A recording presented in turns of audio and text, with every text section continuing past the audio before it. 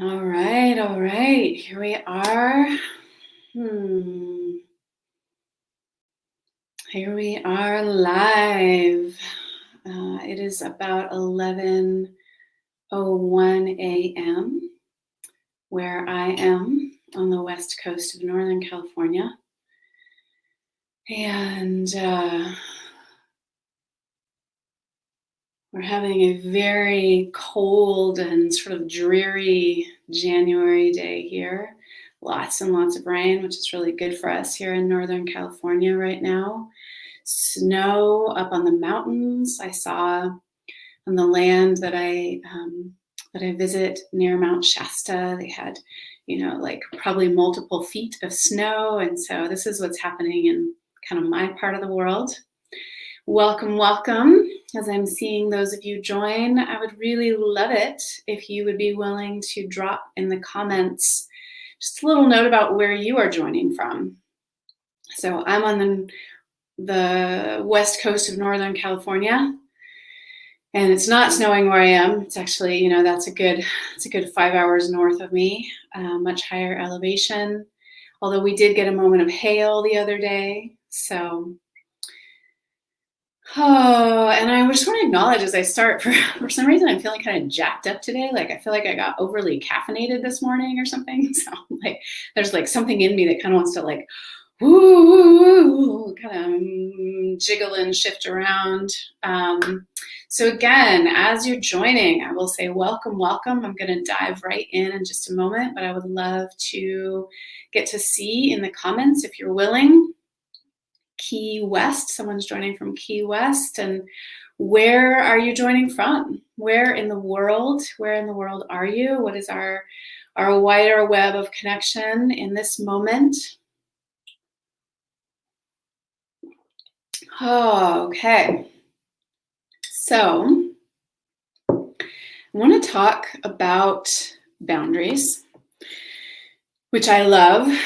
And there's probably some pieces. This is the other thing I want to say just as we get going here is please, all throughout, feel free to drop a comment in, drop a question in, let me know if something, either really resonates for you or if it's not clear or if there's some inquiry about how this might relate in your own life or how this might apply in some area of your life. There are probably some pieces that I will stay a little bit more on the surface. Boundaries, I believe, is like a really rich and deep and nuanced conversation that is mostly only talked about at the most surface level of like, what do I not want? And how do I, there's just this very surface level of it. And honestly, I created a whole program called Beyond Boundaries for exactly this purpose. So if you really want to dive in, I'm going to do my best to really touch on these and make them clear. But if you really want to dive in, frankly, it's a freaking awesome program. I'm very, very proud of it. And because it's so essential, we're actually going to be dropping the price for a period of time. I believe starting, I don't know, sometime in February. Keep an eye out. It'll happen in February. I'm not very good at my own marketing calendar. So with that said, oh, beautiful. We've got England in the house. So boundaries. The first thing I want to say, and to me, this is just really important piece of context, we call it foundational, or we'll talk about it as like overarching context, is the acknowledgement that boundaries exist whether we like them or not, or whether we're willing to acknowledge them or not. And, again, I talk about this actually a lot in the Beyond Boundaries program because it's really this idea like boundaries actually exist everywhere in the world, and they are not a human invention. So there are ways that humans do them that are particularly human. And some of those I would say are really beautiful and important to humans. And some of them are sort of a misunderstanding of boundaries. But I think it's important for us to remember that, for instance, there's nature has boundaries, right? There are river banks, there are mountains, there are, poison oak, the reason that most of us, I actually seem to be sort of immune, but anyway, that's irrelevant. Most of us, it has an impact, right? And that's what the shiny, bright color of the leaves, or maybe where you live in the world, there's some different poisonous plant that when you touch it, right, gives you a rash. And there's this thing, that's actually a boundary, right? These are nature's boundaries. Other animals, like wolves, for instance, leave their scent markings. And certainly we can argue that those are not as rigid or as static as many human boundaries, but actually they have that same defining line, like a wolf pack. It's not an individual, I own this land, the way that humans relate to it, but there is this sense like a wolf pack has a range. And again, that might shift over time, and there might be ways that they move through each other's space, that they leave their scent markings that basically says to other wolves, it's like, this is a boundary. And if you don't respect it, there will be consequences. So I think as humans, it's important for us to remember that when we step into conversations around boundaries, that this is not something that we have created. And it's more like, how do we harness this in a way that is beautiful, alive, honoring of ourselves and others, useful? How do we actually honor what is true? So, and this is true between humans as well, like boundaries actually already exist, whether we acknowledge them, whether other people acknowledge them, whether we state them, whether we hold them, whether they're honored, the boundary itself actually already exists. And there's a beautiful way of, how do I want to say this? First, just noticing what the boundary is. And we can notice this for ourselves, or we can notice it for another. So for instance, somewhere on Instagram, probably, was a clip of Beyonce in a movie that I can't remember now, but singing Swing Low, Sweet Chariot. And I saw this little clip and I was like, oh my God, I have to have that song. And so I immediately went to Spotify. I think I went to Spotify first, and it didn't exist there. I couldn't find it. And then I was like, okay, well, fine. Then I'll buy it on iTunes. And I went to iTunes, and you had to buy the whole album to get this one song that Beyonce sang in this movie, And that's just a boundary. She's like, this is actually the cost of admission for access to this song. And I saw the same thing when she headlined at Coachella, however many years ago that was, that literally as it was happening and as people were aware that this was this event that was happening in the world, clips were going up on YouTube, and as fast, I was like a Beyonce at Coachella YouTube chaser, like a storm chaser, and I would find them and then they would get taken down, and I would find another one and it would get taken down. And again, that was actually Beyonce's doing. It wasn't just Coachella, but it was her saying no, either you have to be there or, and ultimately she put out her whole feature-length piece around it. She, created her own thing. She was like, there's actually a price of admission to my space, my time, my energy, my creation. And that's beautiful. We can, we might be I can't get that song without paying for the whole album. And at the same time, I remember being oh, I love that. I can see, she didn't have to say every single time this is the boundary. It was just there. And I was like, oh, that's a boundary. I get to choose now what I do with that. So I think in terms of this idea of falling in love, so again, there's this whole realm, and I've actually talked a fair bit about this already, and I'll post links in the comments afterwards, but our own boundaries is I actually want to focus more on this place of what is it to fall in love with boundaries as a concept, and then this idea of other people's boundaries and making them less oh, if you have a boundary, that's yours for you over there to deal with, but more oh, if I want to be in relationship with you, I am in relationship with your boundaries. And so they actually matter to me. They're part of my relationship with you, and not making them so individual and personal, which again, I think is kind of a misunderstanding of boundaries culturally right now. And one of the ways to do that, again, we get to choose how, when, and if we relate to other people. But if we want to relate to other people, their boundaries are part of the package. And being able to see that rather than, how far can I push this and wait until they say something, like actually, well, what is the boundary here? And one of the important kind of orientations around that is um, rather than like, oh, their boundary is theirs, and so they're 100% responsible. If I care about a person, or if I'm looking at a certain, it doesn't just have to be two people, but I'll probably talk about it more often in terms of two people for simplicity's sake. Like in this particular relationship, in this relational dynamic, what is so? Again, not what do we need to create? Sometimes we need to say it, acknowledge it, set it up. But it's actually first and foremost about acknowledging what is already so, about what creates the most love, the most aliveness, the most expression, the most freedom, the most joy in that relational dynamic.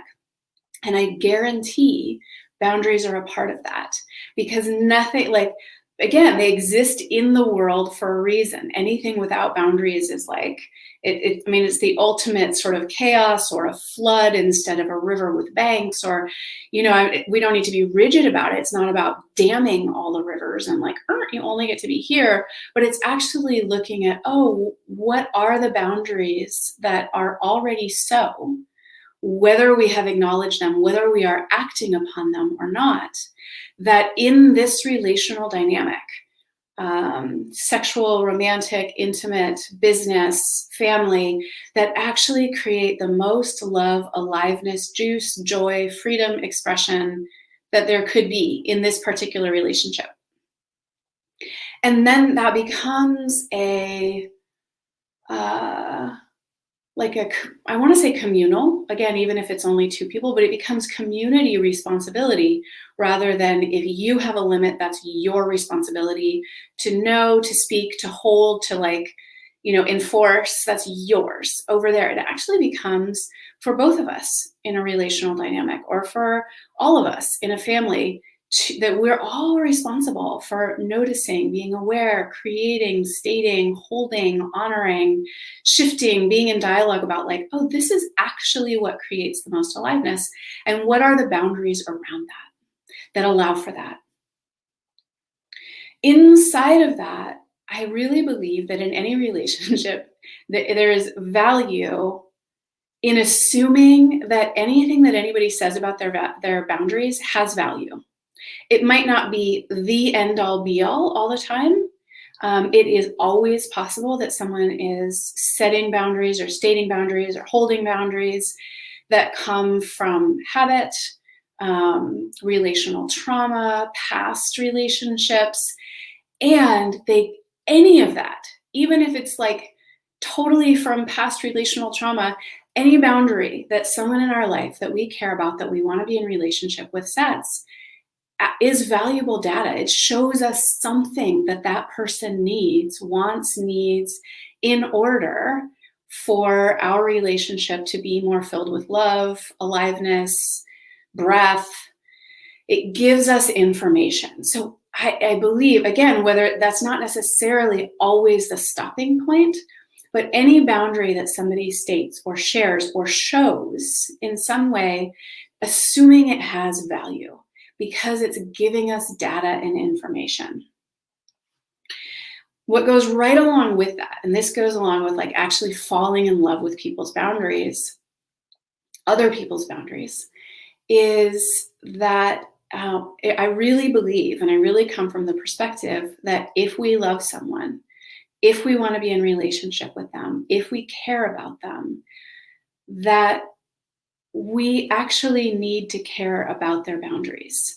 And it's an orientation that takes us out of what can I get here?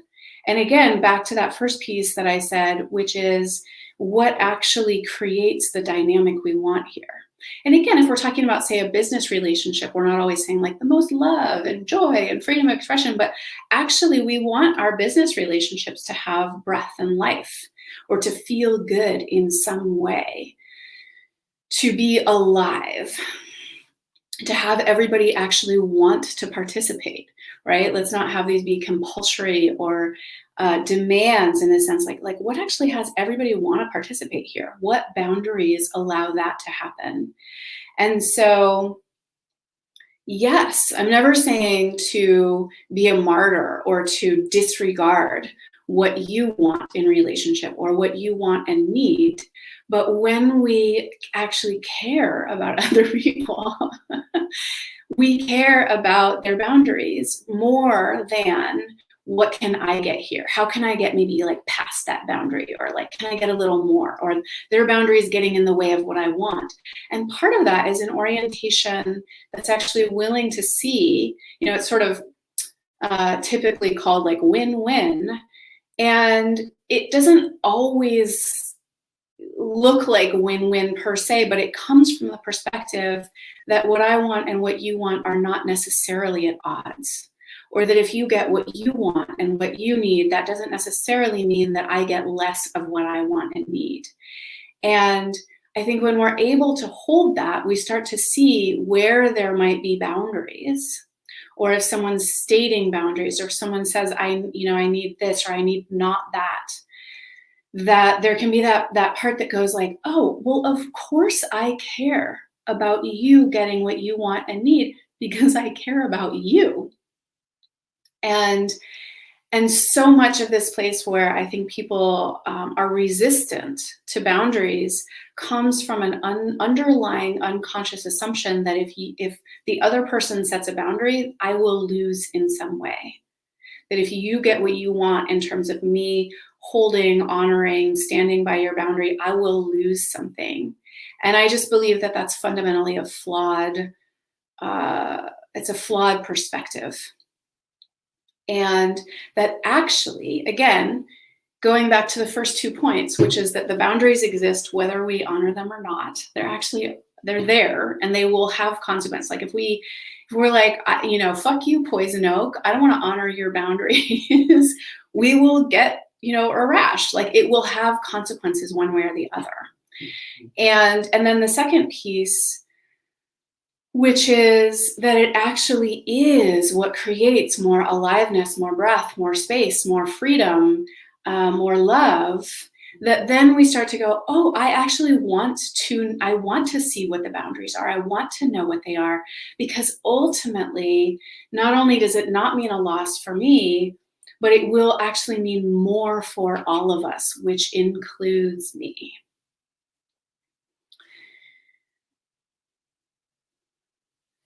So it's important to drop in here. I said this at the beginning, that of course we are always at choice in if, how, when we want to relate to other people, and their boundaries are part of that.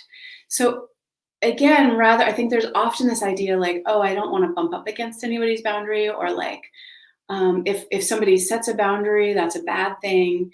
And I just think they're more information. First of all, I don't see them as inherently limiting. They're actually the place where we get to touch each other, the place where we touch the world. It's actually a place of contact and a place of connection. And so if somebody reaches out and says, oh, boundary here, or if we feel boundary here, it means that we're actually in contact. And that all of us, again, this is just like what I want, this is my perspective, but like I want all of us to want to know like all the boundaries. And again, this isn't like some conversation where you get the laundry list and this is not okay and this is not okay and it has to be just like this. It's not that, but that actually we should be seeking like, oh, I want to know what your boundaries are here, because that's all information about you. I'm actually becoming more intimate with you every time I hear, feel, know, understand a boundary. And then that gives me so much more information. Like, oh, that may limit our relationship in some way. And I don't mean limit exactly, but it will show me this is how I want to be in relationship with you, given that those are the places where you have boundaries. And if I don't know that I don't have that information to help me make this decision. Like, oh, like we're going to be these kind of friends, or we're going to be these kind of lovers, or this is the kind of business we can do together given your boundaries. Or it's a start, or it's a negotiation point. And if there's no negotiation, then it just gives me information. And I like, to me, I just love the idea that we can get like more and more information about each other. And again, I don't mean that it's all verbal and like content and mental information, but it's data. It's how someone is expressing themselves or not expressing themselves. It's how they feel. It's how we feel. Like all of this is data that goes like, oh, this is how we relate. That creates the most love, aliveness, juice, beauty, joy, expression, freedom in the world.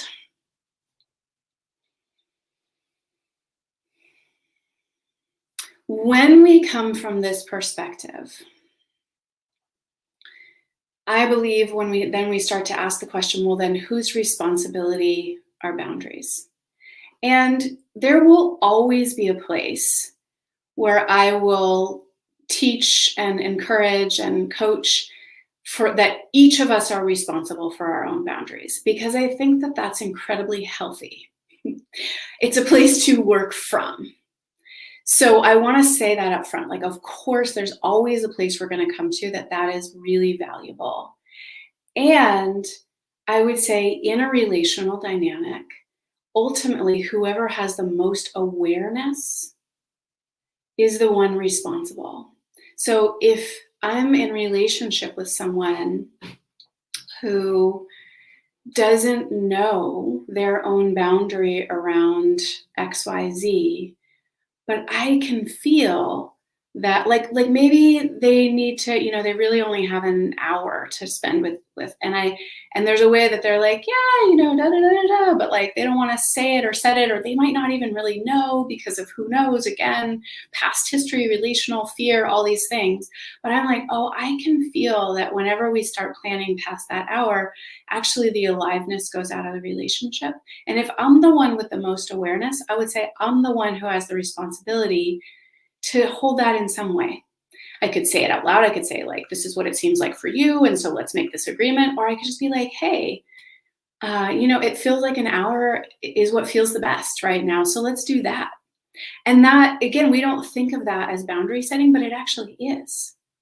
So boundaries aren't necessarily this no, this pushing away, this limiting, this hard stop, this rigid.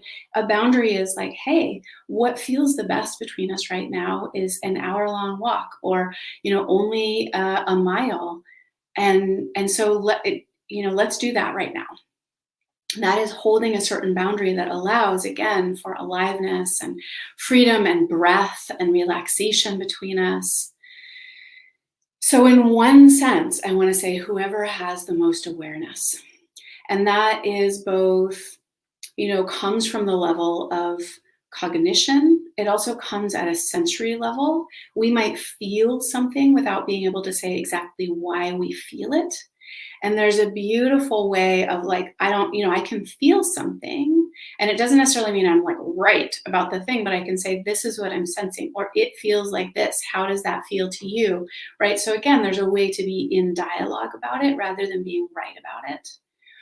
But the willingness for those of us who are feeling, who are aware that we have the awareness, it's actually such a gift to go, oh yeah, so that responsibility is mine right now. And then again, it's a boundary. If like, oh, I don't want that responsibility, then, maybe I need to extricate myself in a moment or over time, or from people who do not have that awareness themselves, or bring more awareness into a certain relational dynamic so that it's more nuanced in that way.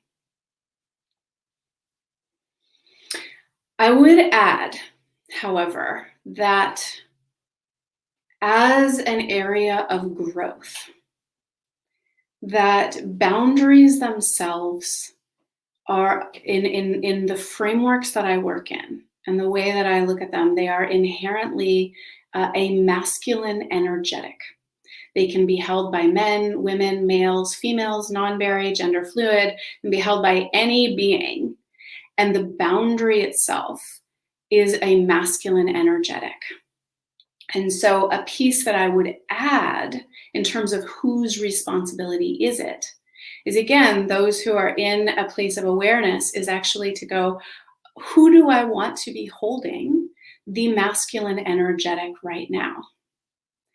And if, for instance, you are a man in a more heterosexual, heteronormative relationship with a desire to hold a masculine pole, or a desire for your female partner to hold more of a feminine pole, rather than telling her to stop setting boundaries, one opportunity is to become the one who is more aware of the already always existing boundaries and hold and set and honor them before she does. So to me, culturally speaking, I'm not saying this is everywhere in the world, in every relationship or within every culture, but I see this a lot, that I would say there is a misunderstanding that women are the ones who need to learn better boundaries. 100%, there is a place where women can understand, know, feel more confident in, get over fears around setting, holding, knowing, honoring, stating, speaking their boundaries. 100% believe that, 100% teach it, 100% coach around that.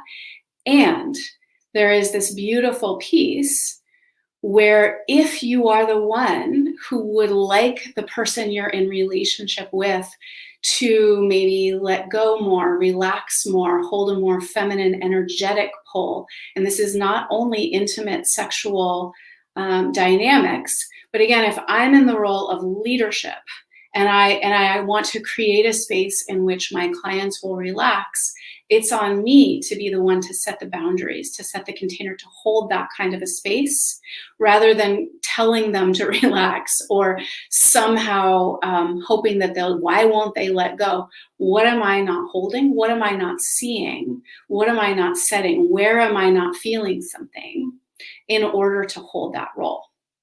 And I have to probably say over and over and over again that this is not gender-based, this is not sex-based.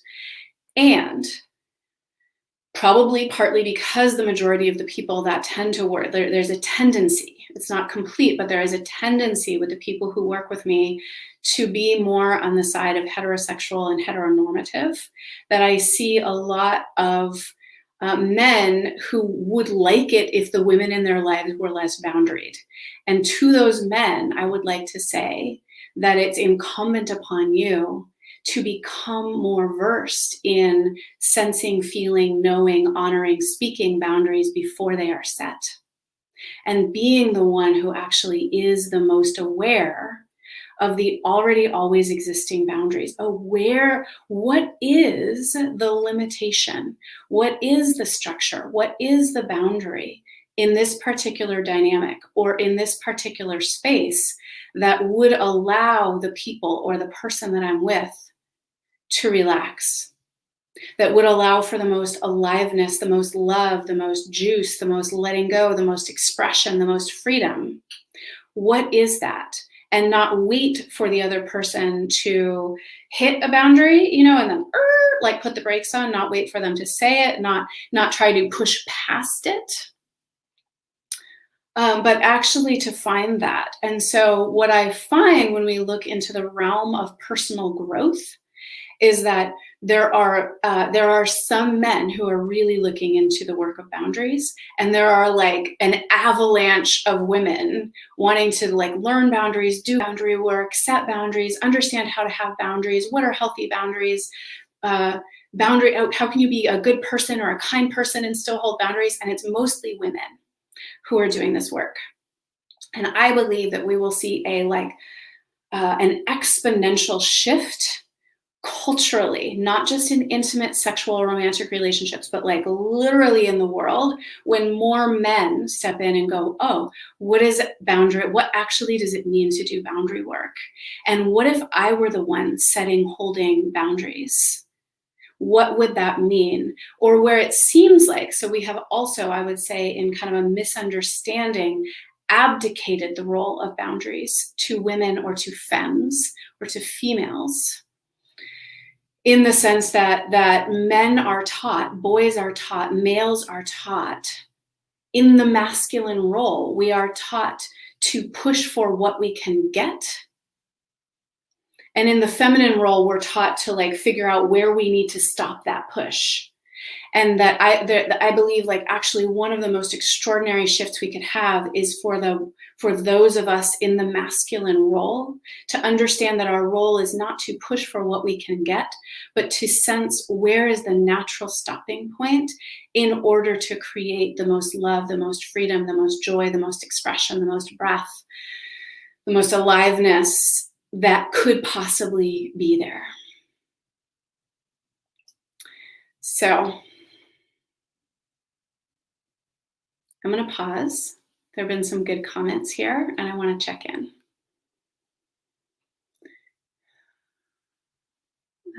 Jenna said, there's something in our honoring of our own boundaries, whether or not we actually want those particular boundaries.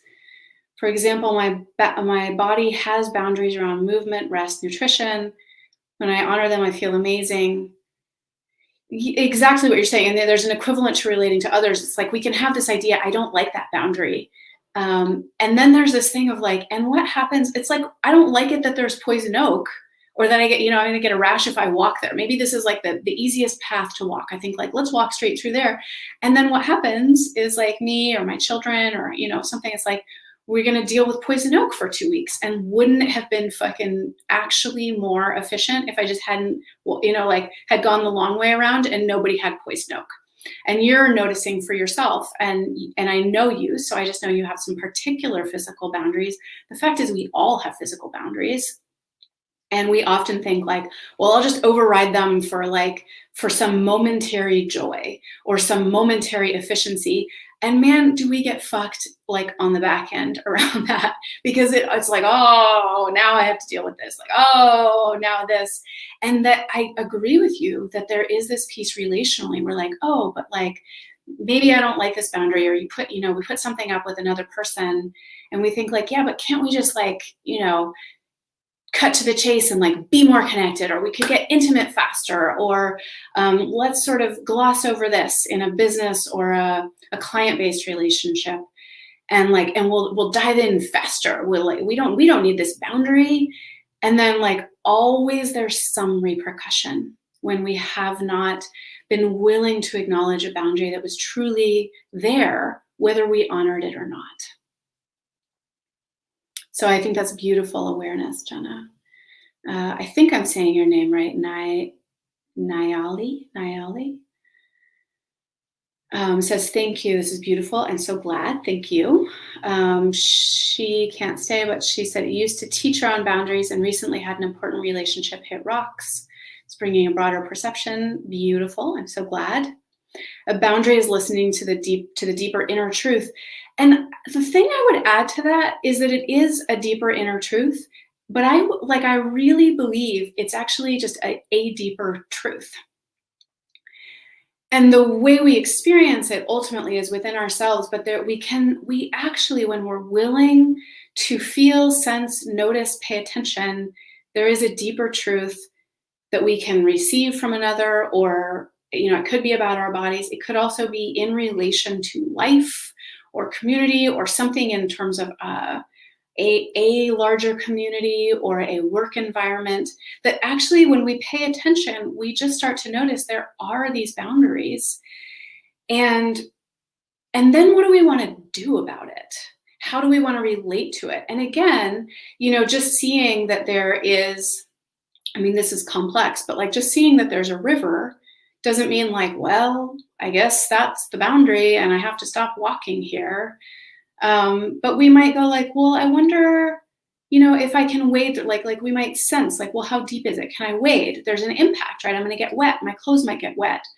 Or, if I walk upstream a little bit, like, are there some rocks to cross? Or over time, if I live there, we might talk about building a bridge, right? Which is the same interpersonally. So it's like we're like, there's like a stop here. And again, maybe I like it or I don't like it.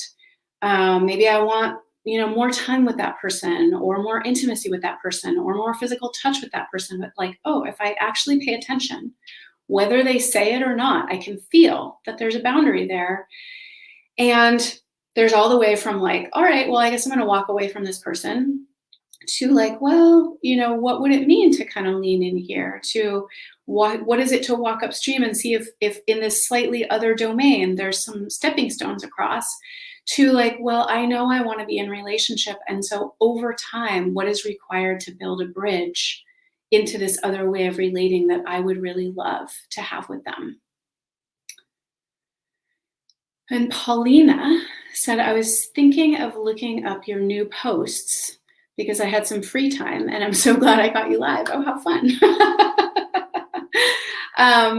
So again, this is on YouTube, and I'm not going to do it there, although you can find them there. But I will say that in Facebook, where this is also broadcasting, I'm going to post the links to some other pieces that I have done around boundaries, because they add nuance and depth. And this is largely around this other perspective of what is it actually, not just to think of boundaries as our own, or if someone else has a boundary that it's their own, it's theirs to deal with, but what is it actually to have it be in the space between us, and to look at it as something that's already there, and can we feel it? And then ultimately being in the inquiry of, I don't, like, whose responsibility is it? And I don't mean job, like, well, who's obligated now to deal with it? But the way we have done it is that we tend to obligate the person who has the boundary in some way with now the obligation of knowing, speaking, saying, holding, upholding their boundary. And I believe that actually something much deeper, richer, more beautiful is available when we don't make it all about the individual. We actually start to look at it as a collective process of sensing, seeing, feeling, holding, honoring, setting boundaries as an actual collective process. And in terms of relational dynamics, acknowledging that the holding of boundaries is a masculine role. And so again, that leads to an inquiry. Who do I want to be in the masculine role? But also my assertion that there's something really beautiful available when we remove this cultural assumption that boundaries are in the realm of females, women, femmes, those in the feminine, as the ones who are meant now to put a stop on something. And what actually becomes available in a very personal relationship, in community spaces, and also in a larger cultural sense, when those who are holding more of the masculine role actually say, like, well, what if that was my responsibility?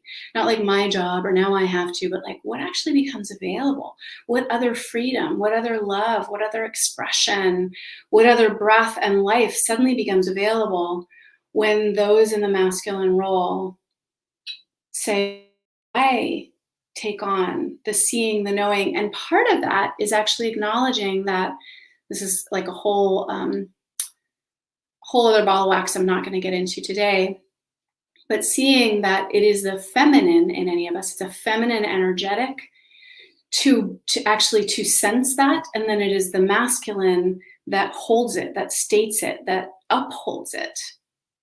So sometimes that is developing the feminine sensing, the feminine feeling, and sometimes it is believing, the one who is holding the more feminine energetic, that there is something valuable about that boundary. I'm going to leave you on that sort of cliffhanger space. Thank you so much for being with me. Thank you for your engagement, your comments, your questions, your involvement here. And I'm just sending you so much love today. Ciao.